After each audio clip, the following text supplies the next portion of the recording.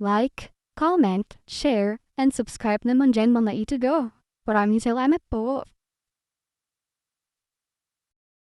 Samantala, sa mansyon ni Arthur, nagtipon si Arthur ng isang pulong at nakaupo sa pagkabalisa. Itinanong niya sa forum ni Lord Knight King Incan kung bakit walang mga ulat mula sa Ten Swords na umatake sa palasyo. Sumagot si King Incan na nagpadala na siya ng tao sa eksena at may darating na ulat sa lalong madaling panahon. Pagkatapos ay nagmamadaling pumasok si Knight Bellian at tinanong siya ni King tungkol sa kasalukuyang sitwasyon ng palasyo. Sumagot si Bellian nang may pagkabalisa na ang Imperial Palace ay wala na. Sumigaw si King Incan habang nagtatanong kung anong kalokohan ang sinasabi nito ngunit pinatigil siya ni Arthur at sinabing makikita niya ito sa sarili niyang mga mata. Sinabihan niya ang lahat na ilabas ang kanilang mga teleportation scrolls. Nagtanong si King Incan kung paano naging posible iyon ngunit pinunit ng lahat ang kanilang mga scrolls at nag-teleport. Nang dumating sila sa Imperial Palace, nagulat sila at nagtanong kung paano ito nangyari. Sinabi nila na kahit nakikita nila ito sa sarili nilang mga mata, hindi nila ito mapaniwalaan. Ang isa sa kanila ay itinuro ang isang direksyon at sinabing mayroong isang bagay doon. Napansin nila na ang ulo ni Silver Edward ay nakasabit doon. Nakilala ito ni Arthur bilang ulo ni Silver Jackson at nagtaka kung paano naging posible iyon. Sa Highlander Square, nakita ng mga sundalo ang opisyal na abiso at nag-usap sa kanilang mga sarili na isang bagong imperyo ang isinilang at ang pangalan ng bagong imperyo ay Anya. Nagtaka sila kung kailan babaguhin ang pangalan ng imperyo. Sinabi nila na hindi pa nagtatagal, namatay si Emperador Silver Jackson at ang Royal Palace ng kabisera ay nawasak sa loob ng isang gabi. Sinabi nila na tila si Duke Arthur ang naging emperador matapos lipulin ang mga labi ng nakaraang imperyo at ideklara ang Highlander Territory bilang bagong kabisera. Idinagdag nila na hindi nila narinig ang alinman sa mga ito noon dahil masyado silang abala sa sarili nilang buhay. Napagtanto nila na hindi talaga mahalaga kung ang emperador o ang pangalan ng imperyo ay magbago dahil marami na silang kailangang gawin. Sa Highlander Royal Palace, nakaupo si Arthur sa trono at sinabihan ang mga nobles ng mga dakilang pamilya na ang Royal Palace ay wala na at ang mga wizards ng Magic Tower ay naglaho na kasama nito. Sinabi niya na ang mga wizard na iyon ay nang ahas na tumalikod at tumakas matapos labagin ang kanilang pangako na manatiling neutral. Ipinahayag niya na silang lahat ay masugid na tagasunod ni Henry Morris. Sinabi niya na mayroon lamang isang dahilan kung bakit nila gagawin ito, kahit na hindi sila naghahanap ng kapangyarihan o awtoridad. Ngumisi siya at sinabing ito ay dahil sa paghihiganti ni Henry Morris. Tumayo siya at idineklara na ito ang kanilang unang utos mula sa kanilang bagong emperador. Inutusan niya silang magpadala ng balita sa buong kontinente na ang awa ay ibinibigay sa mga magiging subordinate nila at ang digmaan ay darating sa mga tatanggi. Napaatras sila nang marinig ito. Higit pang iniutos ni Arthur na ang lahat ng wizards sa kontinente ay ubusin. Inutusan niya silang huwag patayin ang mga susuko, ngunit patayin ang mga lalaban sa pinakamasakit na paraan hanggat maaari. Yumukod sila sa kanyang utos. Samantala, sa Chartres Palace Exercise Ground, nagsasanay ng swordsmanship si Har-Arian nang lumapit sa kanya si Hector sa anyong ibon. Itinanong ni Har-Arian kung sinasabi ba nito na ang mga hakbang na ginagawa niya ay masyadong mabagal. Nakita sila ni Henry at inisip na nagsasalita sila sa Sparrow language at mukhang maayos ang sword training.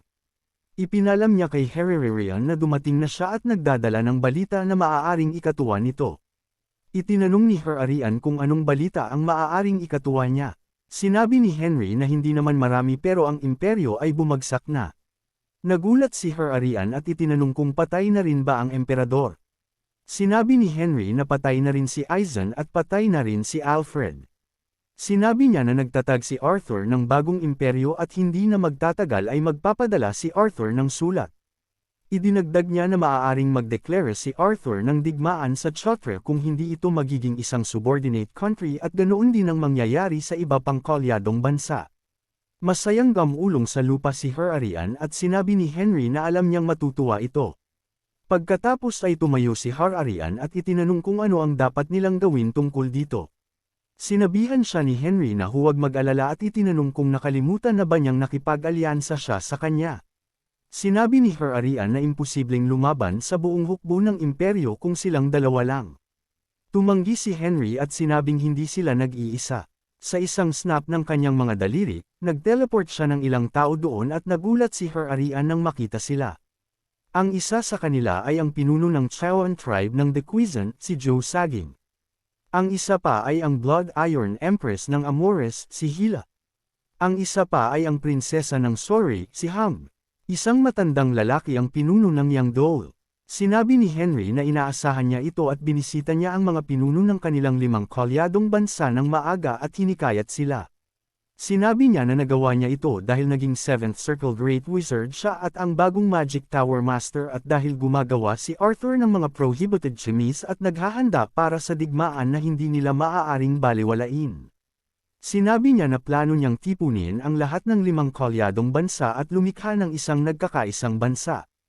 Ikinuyong niya ang kanyang kamao at sinabing sa pamamagitan nito ay plano nilang manalo sa labanan laban sa imperyo. Tiningnan ni Her-Arian si Henry nang may nagniningning na mga mata at nagtaka kung paano nagniningning ang isang tao ng napakaliwanag. Itinanong ni Henry kung ano ang gusto niyang gawin. Masayang sinabi ni Her-Arian na gustong-gusto niyang sumali at dapat siyang mag-focus sa pagmaster ng kanyang swordsmanship ng higit sa anupaman mula ngayon. Biglang isang mahiwagang liwanag ang lumitaw sa harap ni Henry. Nagulat si Henry at nagtaka kung ito ba ang call card na ibinigay niya kay Esselyn at kung may nangyayari ba sa Fort Caliber. Sa Fort Caliburn, dumating si Henry at sinabi ni Esselyn na naiintindihan na niya ang nangyari at marami pang sorpresa ang natitira sa kanyang buhay. Sinabi niya na hindi siya makapaniwala na si Henry ang disipulo ng dakilang wizard na si Henry Morris. Idinagdag niya na hindi niya marinig kung ano ang nangyayari sa mundo dahil nakastation siya sa kuta at kung nalaman lang niya ng mas maaga na si Henry ay nakikipagdigma kay Arthur, tumulong sana siya at humingi ng paumanhin para dito. Sinabi ni Henry na hindi na kailangang humingi ng paumanhin at salamat kay Esselyn at nakakalaban siya ng komportable dahil pinuprotektahan ni Esselyn ang lugar. Sinabi ni Esselyn na pinahahalagahan niya ang kanyang mga salita at iminungkahi na dumiretso na sa punto dahil mukhang abala si Henry. Tumayo siya at sinabihan itong sumunod ng tahimik. Pumunta sila sa isang basement kung saan mayroong bilangguan at sa loob nito ay may purplish gel-like material sa isang tub. Itinanong ni Henry kung ito ba ay black amniotic fluid. Sinabi ni Esselyn na dapat ay itinuro sa kanya ng dakilang wizard ang tungkol dito dahil nakilala niya ito sa isang tingin pa lang at nangangahulugan lamang ito ng isang bagay. Itinanong ni Henry kung sinasabi ba niya na ang Demon King ay muling nabubuhay. Kinumpirma ni Esselyn na kahit mapatay ang Demon King, isang bagong Demon King ang isinisilang pagkatapos ng ilang taon at lumalabas sa ibabaw sa pamamagitan ng mga gaps ng impyerno.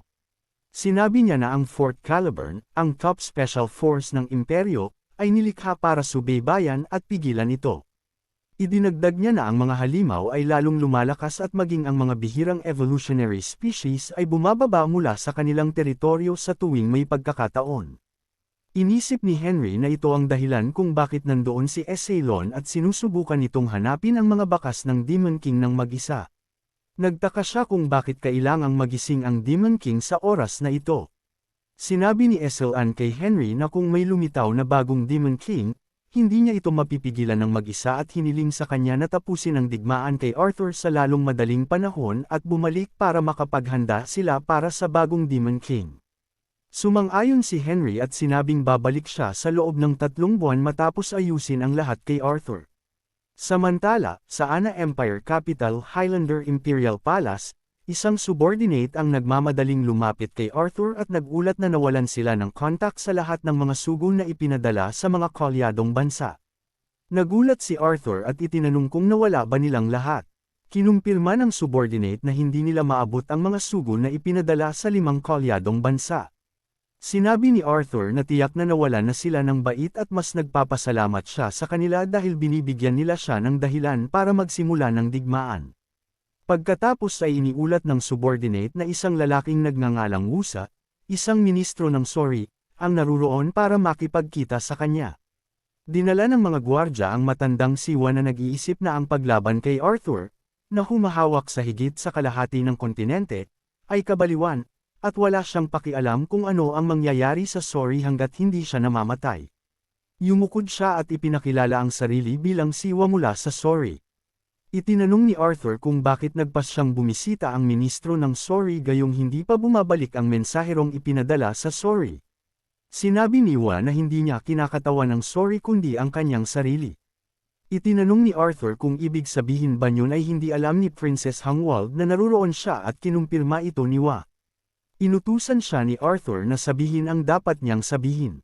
Sinabi ni Wa na may lumitaw na wizard sa Sori kamakailan lamang. Nagtanong si Arthur kung si Lord Jillian ba ito. Tumanggi si Wa at sinabing isang lalaki na may katulad na pangalan ng yumaong dakilang wizard at nag-aangking disipulo ni Henry Morris ang lumitaw. Nagulat si Arthur at naisip na laging may kakaibang nangyayari tuwing sangkot ang lalaking iyon. Sinabi ni Wa na tinipon ng wizard ang lahat ng mga wizard sa Magic Tower at bumuo ng isang nagkakaisang bansa matapos bisitahin ang 5 kolyadong bansa. Nagsimulang tumawa si Arthur at inutusan ang mga gwardya na patayin ang ministro. Nagtanong si Wa kung ano ang ibig niyang sabihin.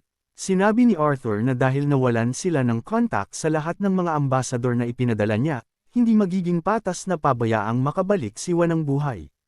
Habang kinakaladkad ng mga gwardya si Wa, nagprotesta ito na naparito siya para maging impormante. Sumagot si Arthur na kayang magbasa ng isip ni Har-Arian at hindi makabubuting panatilihin siyang buhay. Inutusan niya ang mga gwardya na ilayo ito.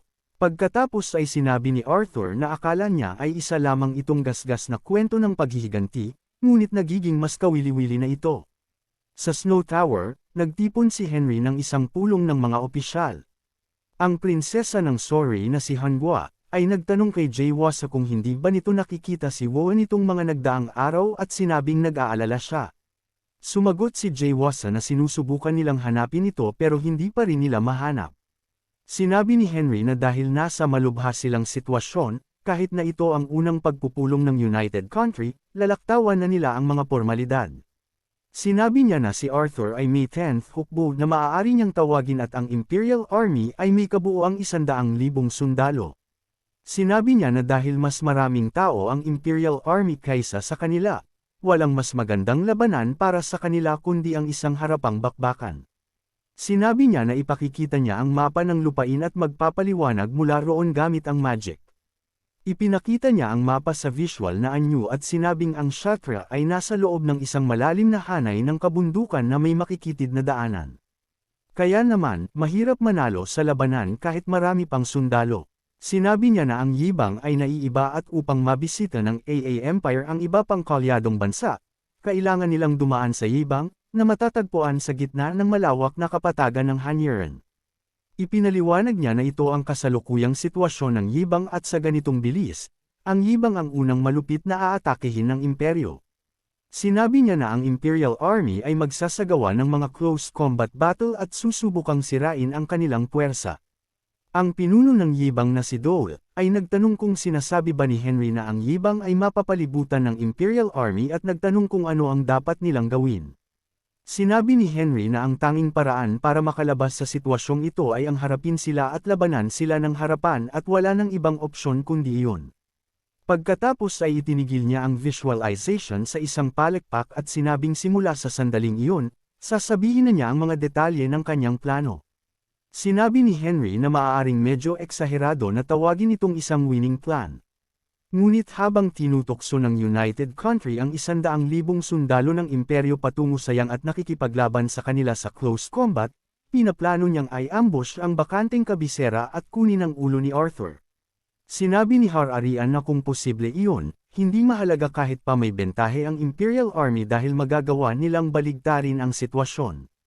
Sumang-ayon ang lahat at nagsabing gaya ng inaasahan mula sa dakilang wizard.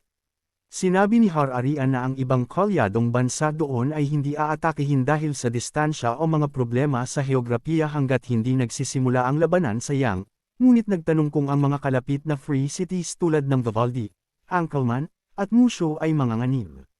Sinabi ni Henry na hindi ito magiging problema at sinabing pumirma siya ng isang kasunduan sa kanila at tumawag ng ilang bihasang teknisyan para tumulong sa isang bagay na tinatawag na spinning wall. Makalipas ang ilang araw sa Vivaldi, dumating ang 10,000 sundalo ni Lepelor. Inutusan ang mga tropa na maghanda sa pag-atake at sumugod sa itaas ng pader. Sinabi ni Esela na dumarating na ang mga kaaway at inutusan ang lahat na ihanda ang kanilang mga palaso. Itinutok nila ang kanilang mga busog at pinakawalan ang mga palaso, na tumatama sa marami sa mga sundalong umaakyat sa pader. Ang ilan ay nagtagumpay na makarating sa itaas, ngunit ginamit ang spinning technique at ang pader ng palasyo ay umikot, na naging sanhi ng pagkahulog ng mga sundalo.